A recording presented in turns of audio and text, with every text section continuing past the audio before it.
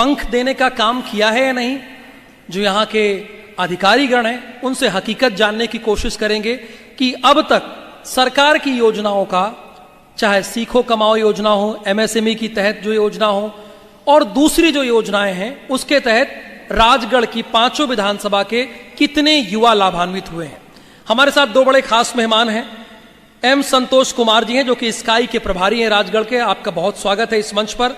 सत्येंद्र बारल जी हैं, ये national trainer हैं स्काई के। इनसे भी जानेंगे कि अगर आप सीखो कमाओ योजना और दूसरे योजनाओं के जरिए जुड़ना चाहते हैं, युवा है, और आपके अंदर ये संकल्प है कि आप नौकरी मांगना नहीं चाहते हैं और आपकी मंशा है कि नौकरी लोगों को देना चाहते हैं, तो सरकार क्या मदद कर रही है।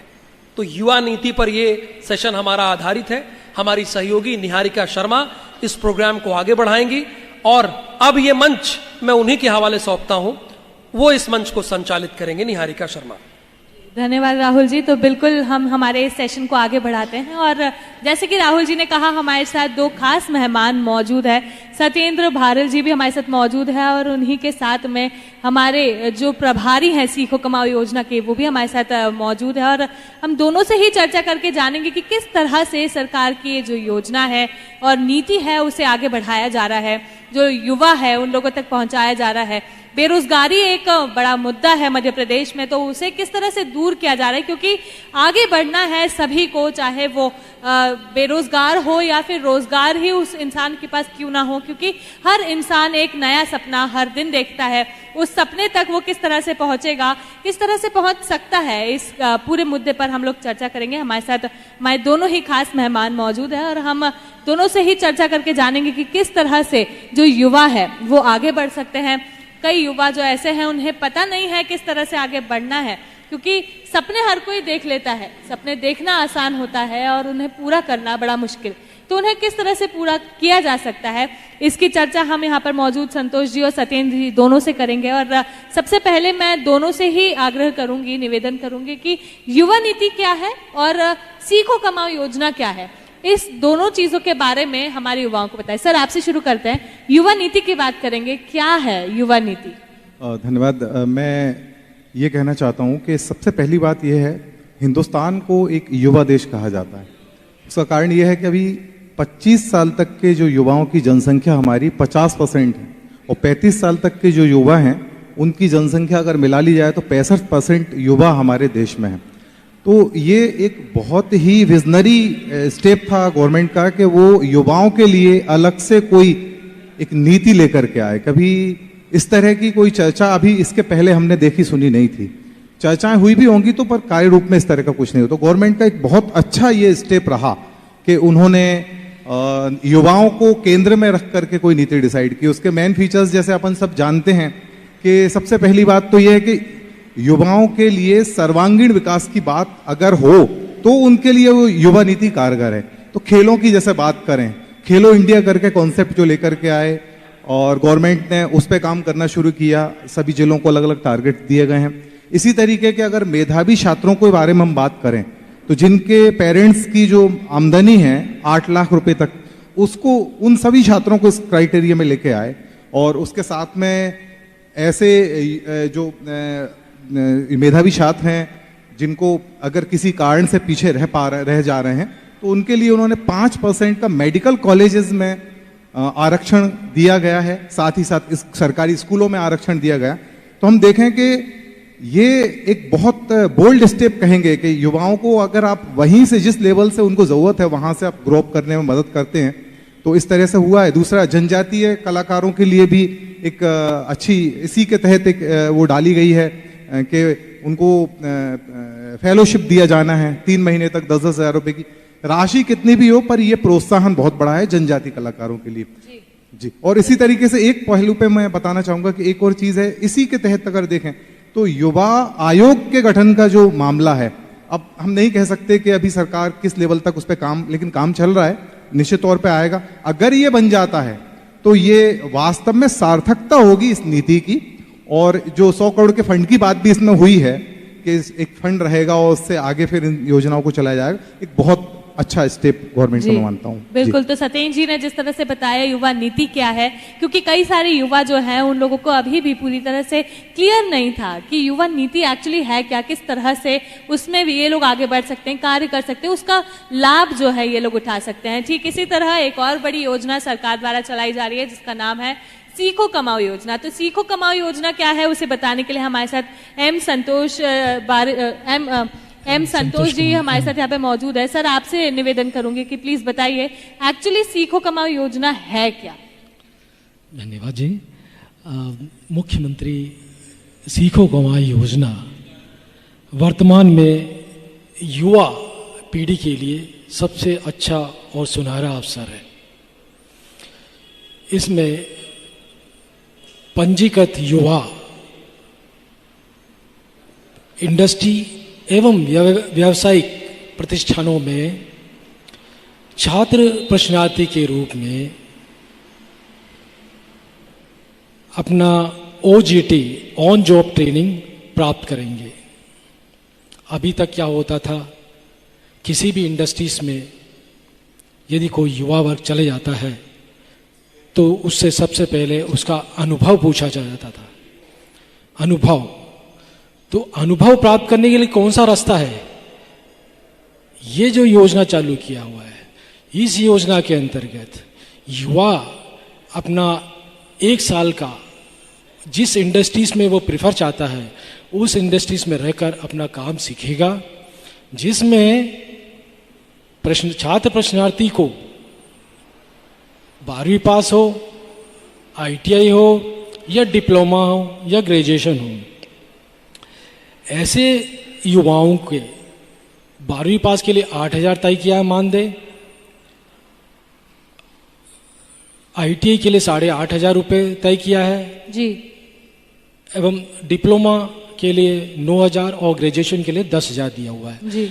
इसमें प्रशिक्षणार्थी वहाँ रहकर वहाँ उस इंडस्ट्रीज से जुड़कर प्रशिक्षण प्राप्त करेगा, जिसमें 75% जो है राज्य शासन द्वारा दिया जाएगा, जो कि सबसे बड़ा रिम्यूनरेशन जो कहा जाए कि ऐसा आज तक जब तक देश की आज़ादी से आज तक नहीं हुआ है, जो युवाओं को लिए आगे बढ़ने का सबसे बड़ा स्वयं के प्रतिष्ठान लगा भी सकते हैं। इसके प्रशिक्षण प्राप्त करने के बाद जी 25% जो है उस इंडस्ट्रीज में जहां वो प्रैक्टिस कर रहा है या प्रैक्टिकल प्राप्त कर रहा है, वो ओनली मात्र 25% देगा जी। लेकिन मेजर पॉइंट जो 75% है वो राज्य शासन के द्वारा दिया जाएगा जी। तो ऐसा जो मुख्यमंत्री सीखो कमाओ योजना जो है जी भारत में मेरे हिसाब से मध्य प्रदेश में ही है पहला जहां लॉन्च हुआ है। और इसमें सभी युवा जो है हमारे जिले में जो 17 लाख में से जो 30% युवा वर्ग ही है, जो युवा वर्गों के लिए सबसे अच्छा रास्ता, सबसे अच्छा सुगम अवसर, इससे अच्छा कहीं नहीं मिलेगा। क्योंकि कहीं पर भी जाए तो सबसे पहले अनुभव पूछा जाता है। अनुभव कौन देगा?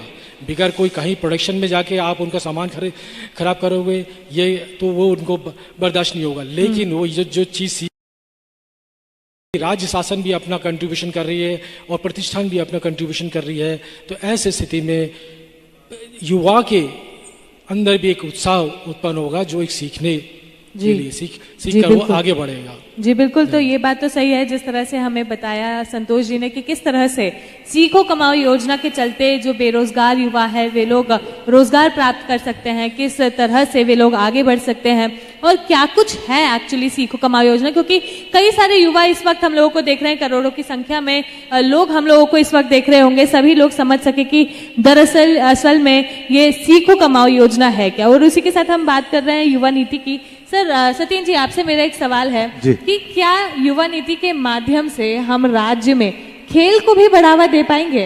बिल्कुल। अगर सर्वांगीण विकास की बात कर रहे हैं, युवा नीति की बात कर रहे हैं, तो खेल बहुत महत्वपूर्ण हिस्सा है।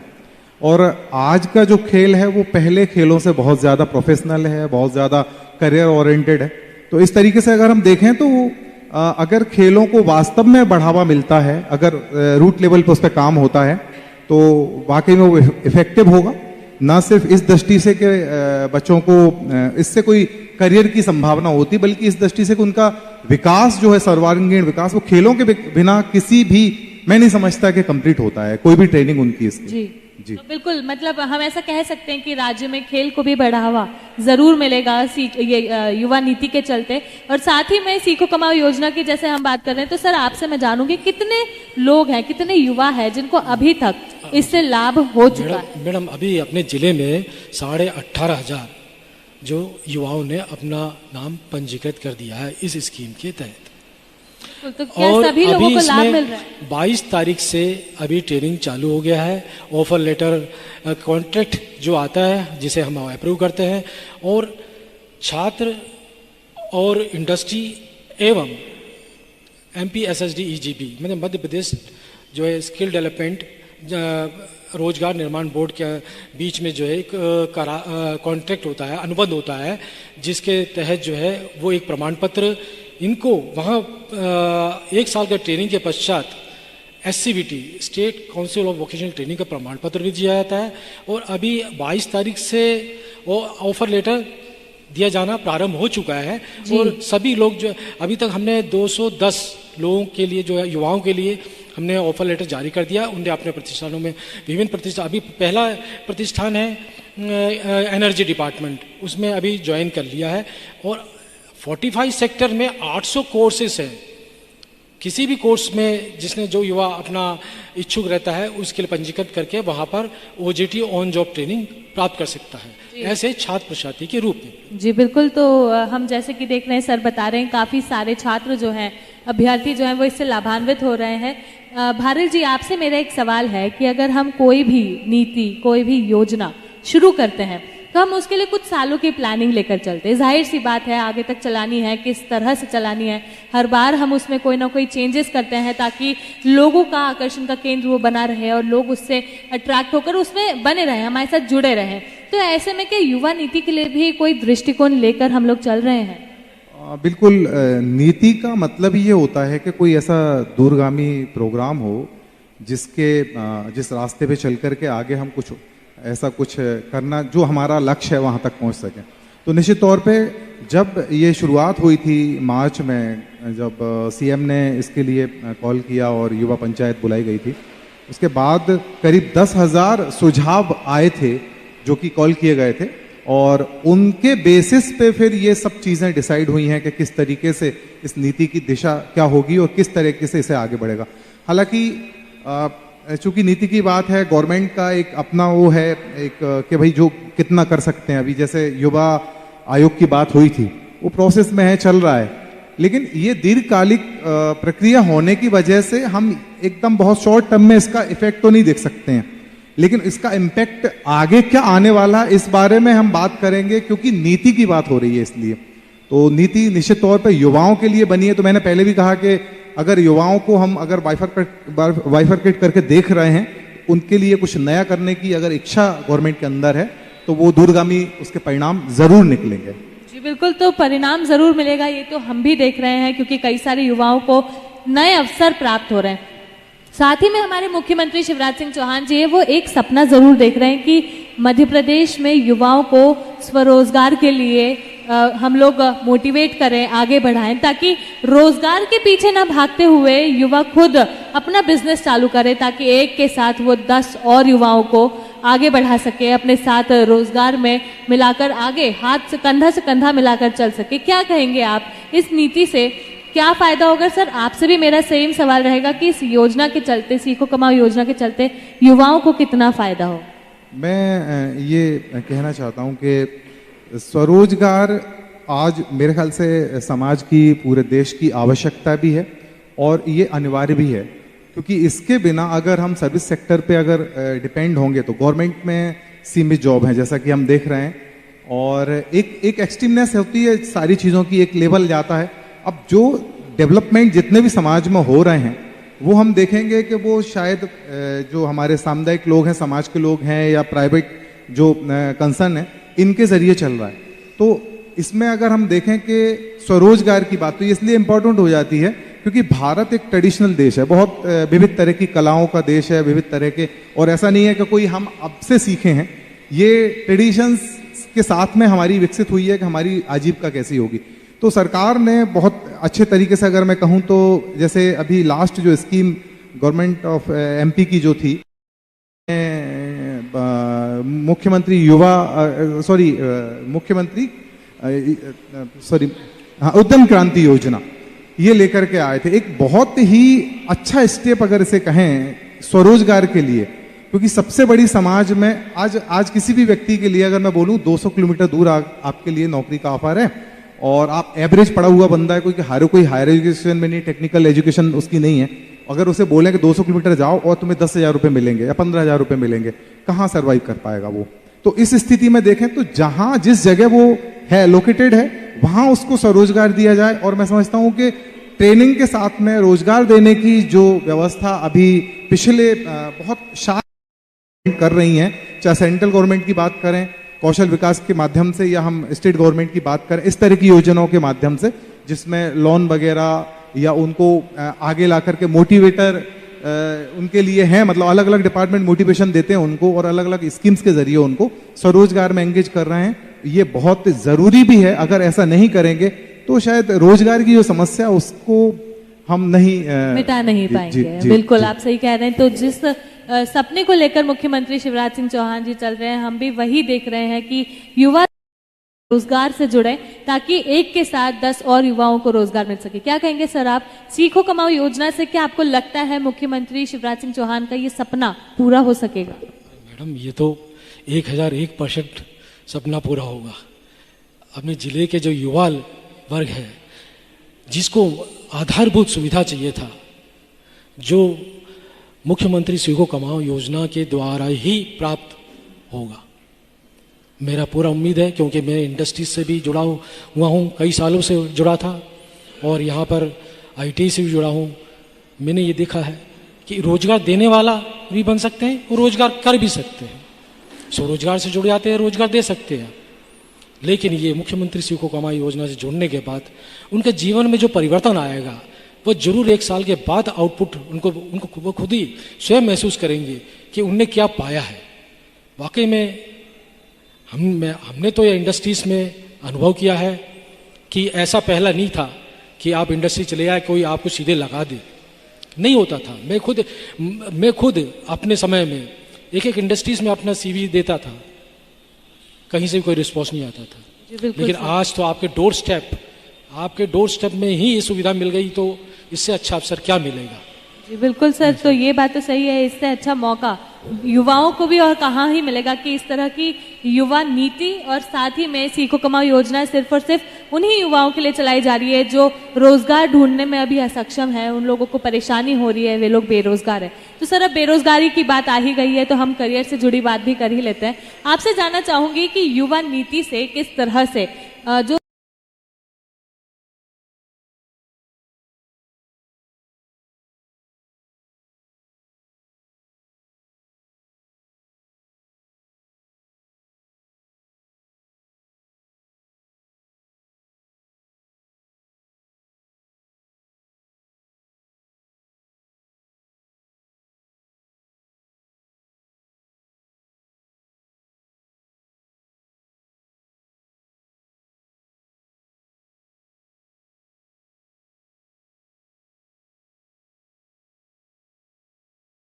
अगर हम कोई यहाँ पे स्टार्टअप्स को सपोर्ट कर रहे हैं दूसरे, तो यहाँ की क्या विशेषताएं हैं इस पे देखना जरूरी है।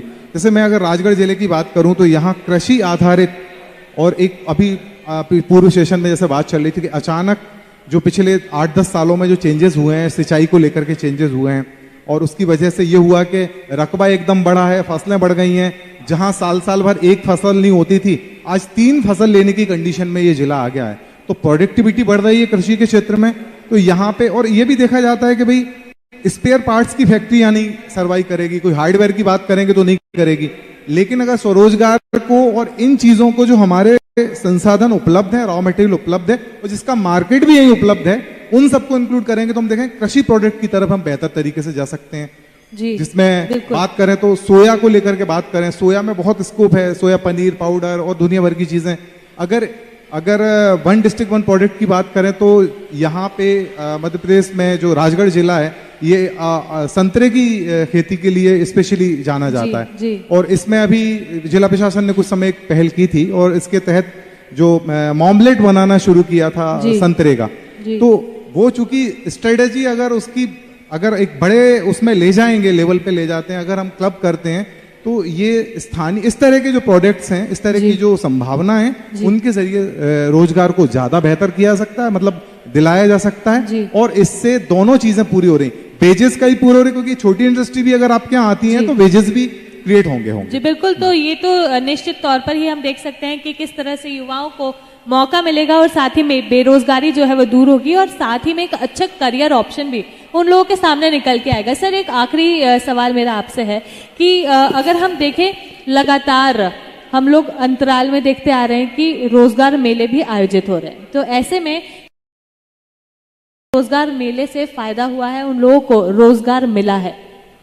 जी मैडम, रोजगार जो है एक तरह से रोजगार मेला हम वर्ष में समय समय पर आयोजित करते हैं, जिसमें लगभग आज दिनांक तक 1800 युवाओं को जो है रोजगार अभी इस लास्ट वित्तीय वर्ष पे प्राप्त हुआ है।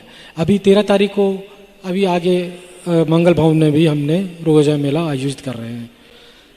तो इस तरह से 1800 अभी वित्तीय वर्ष में, लास्ट वित्तीय वर्ष में युवाओं को रोजगार प्राप्त हुआ है। जी बिल्कुल, तो आप दोनों ने ही बताया किस तरह से युवा नीति और किस तरह से सीखो कमाओ योजना का लाभ जो है वो हमारे युवा उठा सकते हैं।